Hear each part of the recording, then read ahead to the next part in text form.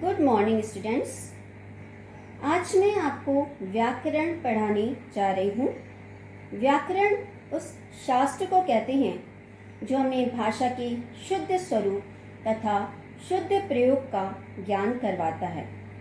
अर्थात व्याकरण के द्वारा हम भाषा को शुद्ध रूप से पढ़ना, बोलना और लिखना सीखते हैं। तो आज हम पहले पाठ का अध्ययन करते हैं जिसका शीर्षक है भाषा, लिपि और व्याकरण। भाषा। संसार का प्रत्येक प्राणी अपने भावों और विचारों को प्रकट करने के लिए ध्वनियों का प्रयोग करता है। बच्चों, तुम लोगों ने पशु पक्षियों की आवाजें तो सुनी होंगी। पशु पक्षी भी प्रेम एवं क्रोध का प्रदर्शन अलग अलग आवाजों के माध्यम से करते हैं, परंतु उनके पास भाषा नहीं होती, इसलिए वे ध्वनियों के द्वारा अपने भावों को व्यक्त करते हैं। संसार में मनुष्य ही एकमात्र ऐसा प्राणी है जिसके पास बोलकर या लिखकर अपने भावों एवं विचारों को प्रकट करने के लिए भाषा रूपी साधन है। तो भाषा के द्वारा हम अपने मन के भावों जैसे खुशी, स्नेह, क्रोध इत्यादि को व्यक्त कर सकते हैं और दूसरों के भावों एवं विचारों को समझ सकते हैं। बच्चों, भाषा शब्द संस्कृत की भाष धातु से बना है जिसका अर्थ होता है बोलना।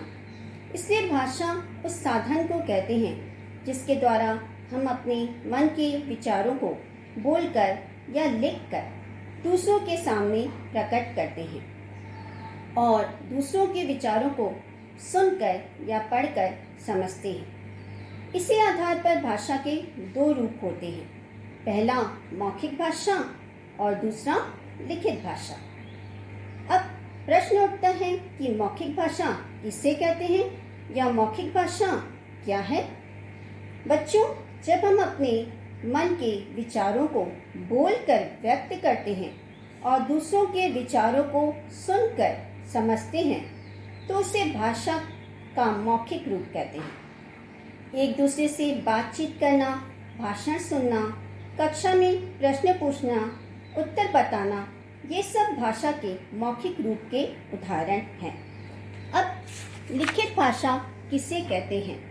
जब हम अपने मन के भावों या विचारों को लिखकर प्रकट करते हैं और दूसरों के मन के विचारों को पढ़कर समझते हैं तो भाषा के स्वरूप को लिखित भाषा कहते हैं।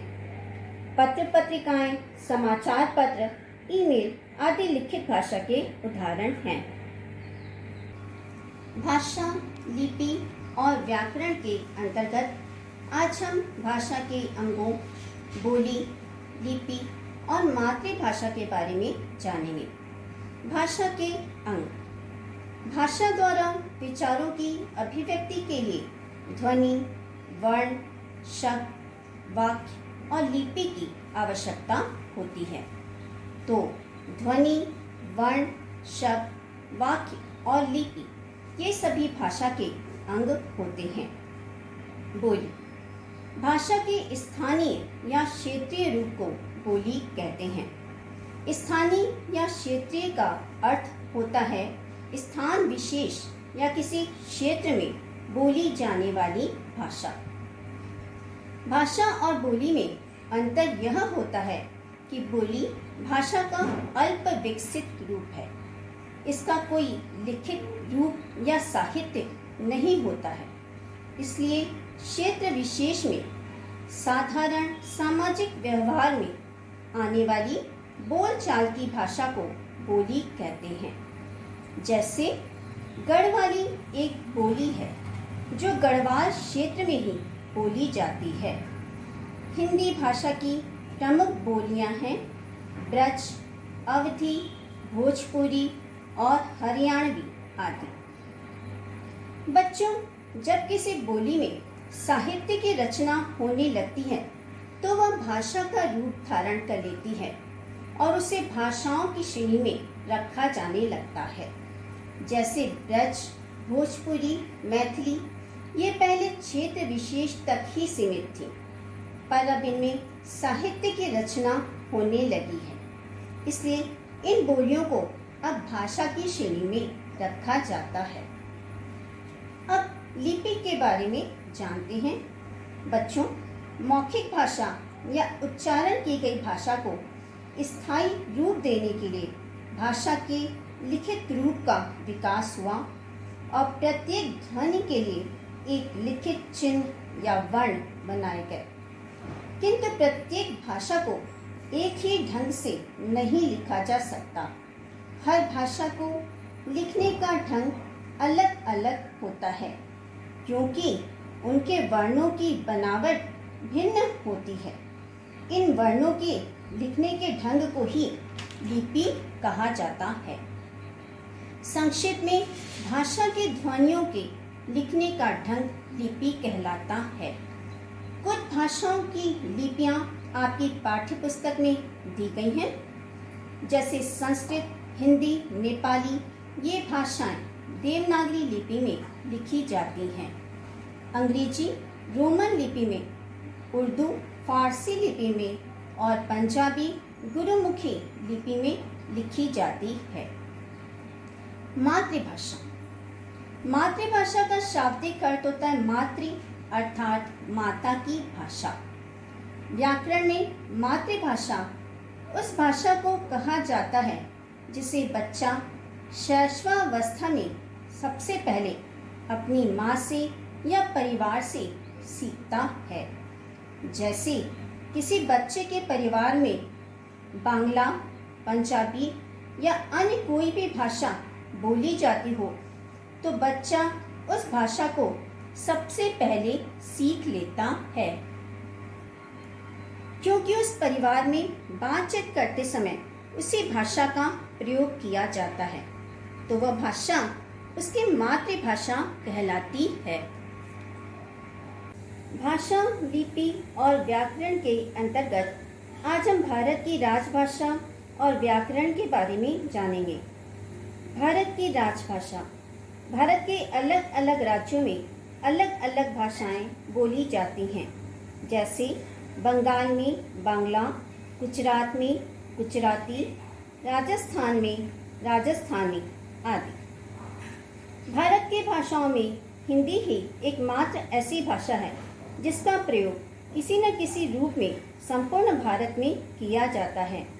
इसलिए 14 सितंबर 1949 को भारतीय संविधान सभा ने हिंदी को भारत की राजभाषा के रूप में स्वीकार किया। चूँकि हिंदी हमारी राजभाषा है, इसलिए 14 सितंबर का दिन पूरे भारत में हिंदी दिवस के रूप में मनाया जाता है। व्याकरण। बच्चों, प्रत्येक भाषा के कुछ नियम होते हैं। जो शास्त्र हमें नियमों की जानकारी देता है उसे व्याकरण कहते हैं। इन्हीं नियमों के आधार पर हम भाषा के शुद्ध तथा अशुद्ध रूप का निर्धारण करते हैं। इसलिए व्याकरण उस शास्त्र को कहते हैं जो हमें भाषा को शुद्ध रूप से बोलना, पढ़ना और लिखना सिखाता है। व्याकरण के 3 अंग या विभाग होते हैं। पहला होता है वर्ण विचार, दूसरा शब्द विचार और तीसरा वाक्य विचार। वर्ण विचार के अंतर्गत वर्णों के स्वरूप, भेद, प्रकार आदि पर विचार किया जाता है। शब्द विचार के अंतर्गत शब्द एवं उनके भेद, लिंग, वचन आदि पर विचार किया जाता है। वाक्य विचार के अंतर्गत वाक्य रचना, वाक्यों के भेद, वाक्य विश्लेषण और विराम चिन्हों के बारे में विचार किया जाता है। तो बच्चों, इस पाठ से हमने यह सीखा कि भाषा के द्वारा हम अपने विचारों को व्यक्त कर सकते हैं और दूसरों के विचारों को समझ सकते हैं। भाषा के 2 रूप होते हैं, मौखिक और लिखित। भाषा के स्थानीय रूप को हम बोली कहते हैं।